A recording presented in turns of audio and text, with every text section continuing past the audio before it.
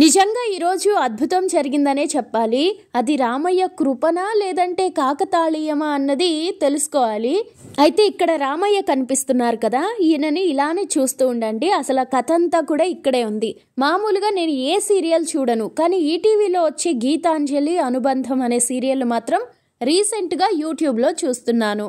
అయితే ప్రతిరోజు గీతాంజలి సీరియల్ 7 గంటలకి వస్తుంది యూట్యూబ్లో అని మీ అందరికీ తెలుసు. ఆ 7 గంటల కంటే ముందు ఒక 5 గంటల నుంచి 4 నుంచి కూడా ఈ అమ్మపల్లి గుడికి వెళ్ళొచ్చాను కదా, ఆ వీడియోకి ఆడియో ఇస్తున్నాను. అయితే రామయ్య వెనుక ఉన్న మకర తోరణం, దాని మీద ఉన్న 10 బొమ్మలు అంటే దశావతారాలు, ఇది మీకు చూపించాలని ఆశపడుతున్నాను. కానీ గుడిలో మనం ఫోటో వీడియో తీయకూడదు కదా, అందుకని అక్కడి నుంచి తీసుకురాలా. సరే గూగుల్లో చూద్దామంటే అస్సలే లేవు ఆ స్వామివారి ఫోటోలు. వేరే ఫోటోలు పెడదామా అంటే ఇది స్పెషల్. ఇలాంటి రామయ్య బొమ్మ బయట దొరకదంటే ఎక్కువగా, ఎందుకంటే ఇక్కడ రాముడు ఉన్నాడు కదా, ఆయన వెనుక మకర తోరణం అంటే ఒక డిజైన్ ఉంది చూడండి, దాని మీద 10 బొట్లు పెట్టున్నారు తెల్లగా, అవన్నీ కూడా దశావతారాలు. సో ఇది ఇక్కడే ఉంటుంది స్పెషల్గా. అలానే స్వామివారి చేతిలో చూడండి కోదండం, ఒక చేతిలో అది ధనస్సు పట్టుకున్నారు, ఇంకో చేతిలో బాణం ఉంది. సో ఇలా ఉండే కోదండరాముడు చాలా అరుదుగా ఉంటారట. అలానే ఈ 3 విగ్రహాలు కూడా ఒకే రాతి మీద చెక్కారంట. ఆ ఒకే రాతి మీద 3 బొమ్మలు, ఆ బొమ్మలకి దేనికి దానికి సపరేట్గా మకర తోరణం అన్నది ఇక్కడ స్పెషాలిటీ. ఇలా చాలా రేర్ అంట. సో ఇవన్నీ మీకు చూపించి చెప్పాలి అని నాకు ఇష్టం. అదిగోండి అమ్మవారేమో ఎడమ చేతి వైపు ఉన్నారు, ఇటువైపు లక్ష్మణ స్వామి కూడా చేతిలో బాణము అది ధనస్సు పట్టుకొని ఉన్నారు, కనిపిస్తుంది కదా. అమ్మయ్యా, ఇప్పుడు కొంచెం ఆనందంగా ఉంది. అలానే ఈ మకర తోరణాలు, స్వామివారిని ఇలా చెక్కడాలు ఒకే రాతి మీద, ఇదంతా కూడా 1000 సంవత్సరాల పూర్వం చేసేవాళ్ళంట. కాబట్టి స్వామివారి విగ్రహానికైతే మాత్రం దాదాపుగా 1000 సంవత్సరాల పై మాట.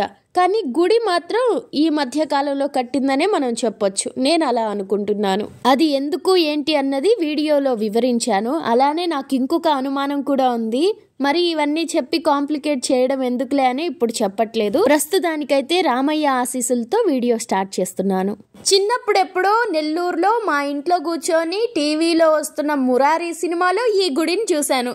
ఆ తర్వాత ఇప్పుడు డైరెక్ట్గా ఈ గుడికి వచ్చేసాను. చూడ్డానికి మరీ అంత పెద్ద గుడిలా లేదు, అలా అని చిన్న గుడి కూడా కాదు. సర్లేవమ్మా, ముందు ఆ గుడి పేరేంటో చెప్పు అంటారా?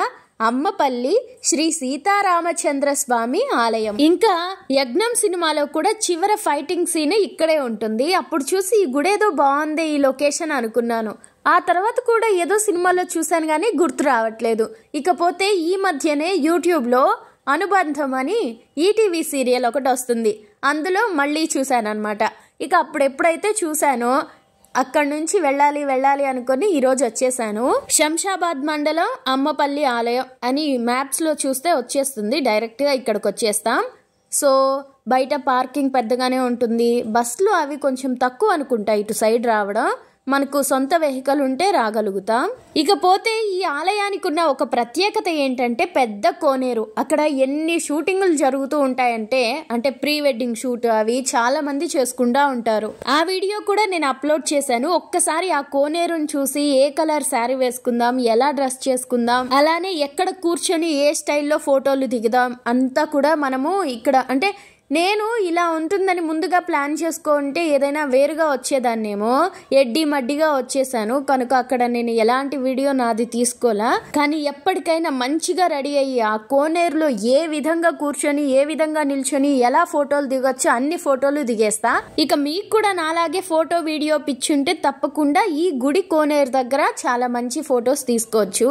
చూడండి మన క్రియేటివిటీ. అక్కడ ఉన్న కొబ్బరి చిప్ప నుంచి అలాగా పైకి లేపితే ఆ గుడి, ఆ కొబ్బరి చిప్ప మంచిగా ఉంది కదా చూడడానికి అని అనిపించి అలా తీసేశాను, అంతకంటే ఇంకేం లేదు. అలానే ప్లాస్టిక్ బాటిల్ని కూడా ఒకటి వీడియో తీశాను. ఎందుకంటే మనం దేవుడి దగ్గరికి వెళ్ళినప్పుడు మనం తినేసి చెత్త అంతా ఆ పక్కనే వేసేస్తూ ఉంటాం, అక్కడ డస్ట్బిన్ ఉన్నా సరే. అందుకనే ఇక మీద చెత్తని చెత్త కుండీలోనే వేయండి, చెత్త ఆలోచనల్ని బయటపడేయండి, సరేనా? ఎక్కువ చెప్తున్నానని అనుకోవద్దు, గుడిలో ఈ మాత్రం కూడా చేయకపోతే ఇంకెందుకండి. అలానే ఇక్కడ చూస్తున్నారు కదా, ప్రతి పునర్వసు నక్షత్రం అప్పుడు స్వామి వారికి కళ్యాణ ఉత్సవాలు ఇక్కడ జరిపిస్తారంట. అంటే మామూలుగా శ్రీరామనవమి అప్పుడే చేస్తారు, కానీ ఇక్కడ ప్రతి నెలలో కూడా పునర్వసు నక్షత్రం వచ్చిన ప్రతిసారి చేస్తారు. అందులో దంపతులు కూర్చొని కళ్యాణం కూడా చేయించొచ్చట. అలా ఎవరికైనా రాముల వారి కళ్యాణం చేయించాలంటే పునర్వసు నక్షత్రం రోజు పెళ్లి కొడుకు పెళ్లి కూతురుగా రెడీ అయ్యొచ్చి ఇక్కడ స్వామివారికి కళ్యాణం చేయించి తర్వాత మనం కూడా ఫోటో షూట్ చేసుకొని, అంటే గుడిలో కాదు కోనేరు దగ్గర అలా చూసుకొని వెళ్ళొచ్చు. చూడాలి ఎవరో ముందు వెళ్ళి చేసి మేము చేసామని కామెంట్ చేస్తారో, లేదా నేనే చేశానని వీడియో చేస్తాను. నాకు తెలిసి మీరు ఇప్పటికే వెళ్ళి ఫోటోషూట్ అవి అన్ని కూడా చేయించేసుకొని ఉంటారు. ఇక ఇక్కడున్న ఆలయ రాజగోపురం చూస్తే ఇది 1100 సంవత్సరాల క్రితం కట్టింది ఇలా చెప్తున్నారు, కానీ నాకు ఆ కన్స్ట్రక్షన్ అదంతా చూస్తుంటే వేంగి చాళుక్యులు కట్టినట్లుగా ఏమీ అనిపించట్లా. అది ఎందుకో కూడా నేను రీజన్ చెప్తాను. అలానే మనం మహేశ్వరంలో ఉన్న గడికోట చూసామనుకోండి, సేమ్ టు సేమ్ ఇలానే ఉంటుంది. ఇంకా అక్కడైనా కొంచెం పెద్ద రాళ్ళు రప్పలు అవి స్తంభాలు చాలా పెద్ద పెద్దవిగా కన్స్ట్రక్షన్, ఆ గడికోట వేరుగా ఉంటుంది. కానీ ఇక్కడ అంత కూడా లేదు, కేవలం 70-80 అడుగుల ఎత్తుగా ఉన్న రాజగోపురం ఒకటి, అలానే గుడి దగ్గర మనకు పైన పాతదిగా కనిపిస్తున్న ఆ గోపురం ఒకటి. ఇవి రెండు తప్ప కూడా మనకి ఎక్కడ ఇంకా పెద్ద పెద్ద కన్స్ట్రక్షన్ అన్నది కానీ ఆ శిలల మీద శిల్పాలు అన్నవి కానీ మనకు కనపడవు. కాకతీయులైతే ఎక్కువగా శివాలయం నిర్మిస్తారు, దాని మీద డాన్స్ బొమ్మలు కూడా ఉంటాయి, అంటే పేరిణి డాన్స్ బొమ్మలు. ఇక బాదామి చాళుక్యులు అంటే వాళ్ళు హెవీగా కన్స్ట్రక్ట్ చేస్తారు, దానికి రాజగోపురాలు ఇవి కంటే కూడా ఆలయాలకి ఎక్కువ ప్రాధాన్యత ఇస్తారు, ఆలయమే చాలా ఘనంగా కడతారు. అలానే లోపలికి వెళ్ళినప్పుడు మళ్ళీ ఇంకో ఆలయంలా ఉంటది, మళ్ళీ లోపలికి వెళితే ఆ గుడి చుట్టూ తిరగొచ్చు. సో అది అలంపూర్ గుడిని చూస్తే తెలుస్తుంది అన్నమాట. ఇంకా ఇలానే ఇది తూర్పు చాళుక్యులు లేదా వేంగి చాళుక్యులు అంటారు కదా, వాళ్ళు సామర్లకోట ఆ ఏరియాలో కట్టించిన గుడులను చూసినప్పుడు వాళ్ళ నిర్మాణ శైలి కూడా వేరుగా ఉంటది. ఎక్కువగా శివాలయాలు కట్టిస్తారు, అవి కూడా రిచ్ లుక్ వేరుగా ఉంటాయి. కానీ ఇక్కడ మనం చూస్తున్న ఈ ఆలయ గోపురం ఏదైతే ఉందో రాజగోపురం, అది మాత్రం మన దక్షిణాది స్టైల్లో ఉంటదన్నమాట. అంటే అప్పట్లో తమిళ రాజులు పరిపాలించుంటారు కదా, వాళ్ళు కట్టించిన గుడులకి ఇలాంటి పెద్ద పెద్ద రాజగోపురాలు ఉంటాయి. ఆ గోపురాల మీద కూడా చాలా మంచి పేర్లు ఉంటాయి.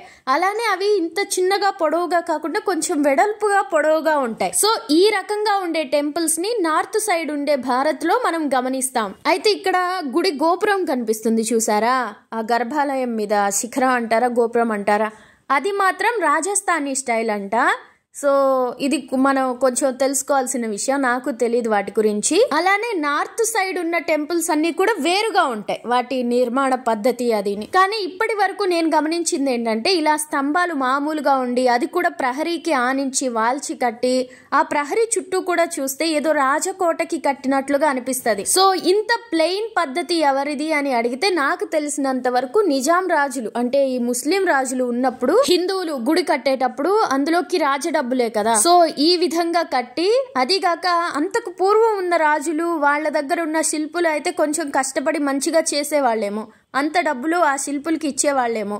కానీ ఇప్పుడు అంటే ఈ ముస్లిం రాజుల పాలన వచ్చిన తర్వాత అది కొంచెం కష్టమై ఉండొచ్చు, లేదా ఆ డబ్బులతో వేరే దగ్గర చేయొచ్చు అనుకొని ఇలాంటి గుడులన్నీ కూడా గుడిలాగా ఏర్పరిచి దానికి కొంత మాన్యం అని చెప్పి ఇమాంగా ఇచ్చేస్తే ఆ గుడి అలా బ్రతుకుతుంది కదా కొన్ని రోజులు, అలా ఆలోచించి ఉండొచ్చు.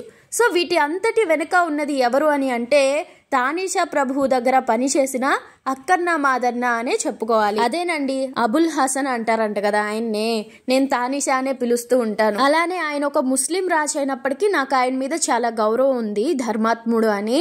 అయితే ఇక్కడ గోడలు చూసారా, గుడి గోడలు కాదు ప్రహరీ గోడలు, ఈ విధంగా ఎక్కడైనా ఉన్నాయి అని అంటే అవి 400 సంవత్సరాల క్రితం నిర్మించినట్లు ఇదే ఇక్కడ గుడి వాళ్ళు కూడా చెప్పారు. కానీ గుడి మాత్రం ఏదో 1100 సంవత్సరాల క్రితందని, ఈ రాజగోపురం ఆ రాజస్థానీ స్టైల్ దేవుడి గోపురం ఇవన్నీ ఎప్పటి నుంచో ఉన్నాయని వాళ్ళు అంటున్నారు. కానీ నాకెందుకో అవి కూడా అప్పుడే ఈ 400 సంవత్సరాల క్రితమే కట్టించి ఉండొచ్చు అనిపిస్తుంది. ఇది నా అభిప్రాయం. అలానే ఇక్కడ మీరు ధ్వజస్తంభం అలానే దీపస్తంభం కూడా చూడొచ్చు, వాటి మీద దీపాలు పెడతారంట, అంటే కణతల్లాగుంది కదా అక్కడ. అలానే ఈ స్తంభాల కింద గరుడు హనుమంతుడు ఇద్దరు కూడా చిన్న గుడుల్లో ఉంటారు, అది నేను వీడియో తీయడం మర్చిపోయినాను, మీరు మాత్రం తప్పకుండా దర్శనం చేసుకోండి.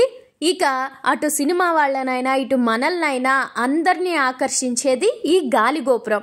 దీన్ని ఒకసారి పరీక్షించి చూడండి. దక్షిణాదిలో అయితే ఆ గుడి గోపురం మీద కూడా కొన్ని కొన్ని బొమ్మలు ఉండడం ఇలా అంతా కనిపిస్తుంది, కానీ ఇక్కడ అంతా ప్లేన్ ఉంది. అలానే మనకు ఇక్కడ ఉంది కదా, ఇదేదో కిటికీ ఆకారంగా బయటకి ఇలాగా ఒక స్తంభాలుగా నిలబెట్టినట్లు, ఇది చూడ్డానికి ముచ్చటగా ఉంది. అలానే ఈ నవాబుల కాలం నాటి స్టైల్ అనే అనిపిస్తుంది. కాదు ఇది 1000 సంవత్సరాల క్రితందే అని అంటే వాళ్ళు ఇలాంటి స్టైల్ కాకుండా కొన్ని బొమ్మలు అలాంటివి ఇంకేదైనా ఉండేలాగా చేసుంటారేమో. ఇలా ఉంది అంటే మాత్రం ఇది అక్కన్న మాదన్న కాలంలోనే జరిగి ఉండవచ్చు. అంటే ఆ నిజాం స్టైల్లోనే మొత్తం కన్స్ట్రక్షన్. కానీ ఎవరైతే శిల్పి నిర్మాణం చేసే వాళ్ళు ఉన్నారో వాళ్ళు ఈ విధంగా ఉంటే బాగుంటుంది అని ప్లాన్ చేసి ఉండొచ్చు. అలానే తలుపులు కూడా చూడండి, చాలా చిన్న తలుపులుగా మామూలుగా ఉన్నాయి, కానీ పూర్వీకులు ఒక 1000 సంవత్సరాల క్రితం వాళ్ళైతే లడ్డుగా ఉంటాయి. సో వీటన్నిటిని బేస్ చేసుకొని వేరే వేరే గుడులు కూడా చూసాం కాబట్టి ఆ రాజుల కాలం బేరీజు వేసినా ఇలాగా ఈ ఆలయ నిర్మాణ శైలి పోలిక చూసినా అంతా కూడా ఎక్కడ పోలిక పొంతన కుదరట్లేదు. కాబట్టి ఈ ఆలయం నాకు తెలిసినంత వరకు, నేను అనుకుంటున్నంత వరకు 400 సంవత్సరాల క్రితం అక్కన్న మాదన్న కాలంలో కట్టుంటారు. అలానే ఈ ఇంత పెద్ద 70 అడుగుల గాలి గోపురం ఉంది కదా, దాన్ని ఎలా కట్టారో అదే మెటీరియల్ తో చార్మినార్ ని కూడా కట్టారంట. ఇలా ఇంతసేపు అక్కర్లేని విషయం చెప్పినందుకు క్షమించాలి. ఇక ఆలయంలో స్వామివారి మకర తోరణం ఒకటి, ఆ మకర తోరణం మీదున్న దశావతారాలు 2, అలానే ఆ ఆలయంలో ఉన్న తాబేలు 3. ఈ 3 కారణంగా మనం ఈ ఆలయాన్ని దర్శించాలి. మకర తోరణం అంటే స్వామివారి మీదగా ఉంటది కదా ఈ షేప్ లో, అది అయితే అది రాతి మీదనే చెక్కేశారు ఒకటేగా, మళ్ళీ వేరే దగ్గర నుంచి తెచ్చి పెట్టనవసరంలా. అలానే ఆ మకర తోరణం మీద కూడా దశావతారాలన్నీ కూడా చెక్కారట. అలానే స్వామివారు ఇక్కడ కోదండం పట్టుకొని కుడి చేతిలో బాణం పట్టుకొని ఉంటారు. అమ్మవారు ఎడం పక్కన, లక్ష్మణ స్వామి కుడి పక్కన ఉంటారే గాని హనుమంతుడు ఆయన దగ్గర ఉండరంట. అంటే హనుమ అప్పటికే కలవలేదు, వీళ్ళు అరణ్యవాసంలోనే ఉన్నారు, అందుకనే ఇలాగ పెట్టారు అని చెప్తున్నారు. అలానే చివరిగా తాబేలు గురించి, ఇక్కడ ఎందుకు తాబేలు లాంటి ఆకారం పెడతారంటే వాళ్ళు ఏవేవో చేసి ఎనర్జీని సృష్టిస్తారు కదా, అది ఒకేసారి బయటికి వెళ్ళిపోకుండా చాలా మెల్లగా పోయేటట్టు, అలా మెల్లగా వస్తుంది అనుకోండి ఎనర్జీ, అక్కడ వాళ్ళు ఏదో చేస్తారు కదా ప్రతిష్ట, ఆ ఎనర్జీ స్లోగా వస్తుంటే మనం ఎక్కువ రిసీవ్ చేసుకోగలం. అదే ఒకేసారి వచ్చేస్తే ఒకేసారి అయిపోతుంది, తక్కువ రోజులకి గుడి ఇదైపోతుంది కదా, అందుకని అని చెప్పారు. సో మీకు సరిగా ఎక్స్ప్లెయిన్ చేశాను. ఒకవేళ ఏదైనా అర్థం కాకపోతే కామెంట్ చేయండి, నేను వివరంగా చెప్తాను. అలానే ఈ గుడి మీద కూడా చూడండి, పైన బొమ్మలు లాంటివి కనిపిస్తున్నాయా ఒకసారి చూడండి. ఈ బొమ్మల్ని కూడా కొన్ని పగలగొట్టేసినట్లుగా చెక్కేసినట్లుగా ఉన్నారు, అందుకే వీళ్ళు తెల్ల సున్నం పూసినట్లున్నారు. అంతేలేండి, అక్కన్న మాదన్న చనిపోయిన తర్వాత అబుల్ హాసన్ ని ఔరంగజేబ్ వాళ్ళు పట్టుకొని చిత్రహింసలు పెట్టిన తర్వాత వాళ్ళు ఈ ప్రదేశాలంతా తిరిగి ఎక్కడ హిందూ దేవుళ్ళు ఉంటే అక్కడ వాళ్ళు నాశనం చేయగలిగినంత వరకు చేశారు. ఆ తర్వాత ఈ ప్రాంతం వాళ్ళకి మళ్ళీ గుడి నిర్మించుకునే అంత రాలేదు, అంటే నిజాంలు వచ్చేసారు. ఆ తర్వాత స్వాతంత్రం వచ్చింది. ఈ స్వాతంత్రం వచ్చిన తర్వాత నుంచి మళ్ళీ గుడులు డెవలప్ చేసుకోవడం, ఆ తర్వాత ఎండోమెంట్ డిపార్ట్మెంట్ తీసేసుకోవడం, అలా వాళ్ళు దేవుడి డబ్బులు తీసుకుందాం అనుకుంటారో లేదంటే దేవుడికి డబ్బులు ఖర్చు పెట్టి మంచిగా చేయాలి అనుకుంటారో మనకు తెలియదు. కాబట్టి చాలా గుడులు ఇంకా పాత పడిపోయి కూలిపోయి, కొన్ని గుడులు అంటే విష్ణు కుండెనులు వాళ్ళు కట్టించిన గుడులు కూడా చాలా కూలిపోయి వాటి అవశేషాలు ఇలా దొరుకుతూ ఉంటాయి. మరి చూడాలి ఎంతమంది ఆలయ చరిత్ర తెలుసుకోవడం, అది ఏ రాజులు కట్టించింది, ఏ రకంగా ఉంది, మూల విరాట్ కూడా ఏ సంవత్సరం నిర్మింపబడ్డాడు, ఆ రాయి ఎలాంటిది, ఇవన్నీ కూడా తెలుసుకోవాల్సిన అవసరం ఎంతైనా ఉంది కదా.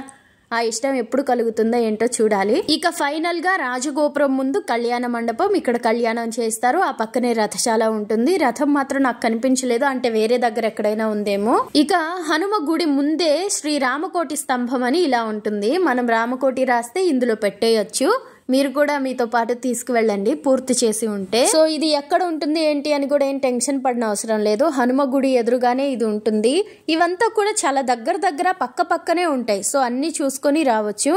నాకు తెలిసి ఇక్కడైతే మంచి షూటింగ్లు సినిమా వాళ్ళకి షూటింగ్కి ఇవ్వట్లేదంట, ఎందుకంటే గోడ కూలిపోయిందంట ఒకసారి, ఏదో సినిమా వాళ్ళు కారో ఏదో పేల్చితే, అందుకని నో షూటింగ్స్. కానీ మనం pre wedding shoot, wedding shoot లేదా ఇంకేవైనా ఫోటోలు గట్రా తీసుకోవాలి అంటే చక్కగా వెళ్ళి హాయిగా తీసుకొని రావచ్చు. ఎక్కువ డబ్బులు కట్టాలి అది కూడా ఏం అడగట్లేదు. కానీ గుడి ముందు ఒక తోటలాగా ఉంది. ఆ తోట వాళ్ళకి మాత్రం మనం డబ్బులు కడితే 700, 800 ఆ సన్ఫ్లవర్ అదే బంతిపూలు ఆ తోటలో కూర్చొని మనం ఫోటోలు తీసుకోవడానికి వీలుగా ఉంటుంది. ఇదండి ఈ వీడియోలో.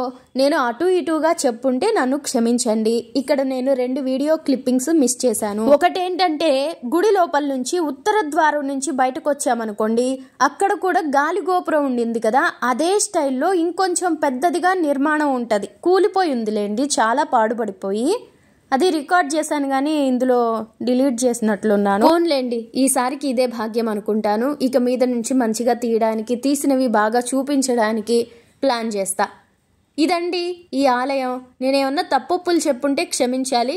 కానీ నాకు ఒక నమ్మకం ఉంది, నేను ఆలోచించింది మ్యాక్సిమం దగ్గరగా ఉండొచ్చు. ఒక 80 to 90% కరెక్టే అయి ఉండొచ్చు అని. మరి చూడాలి ఏది నిజమో.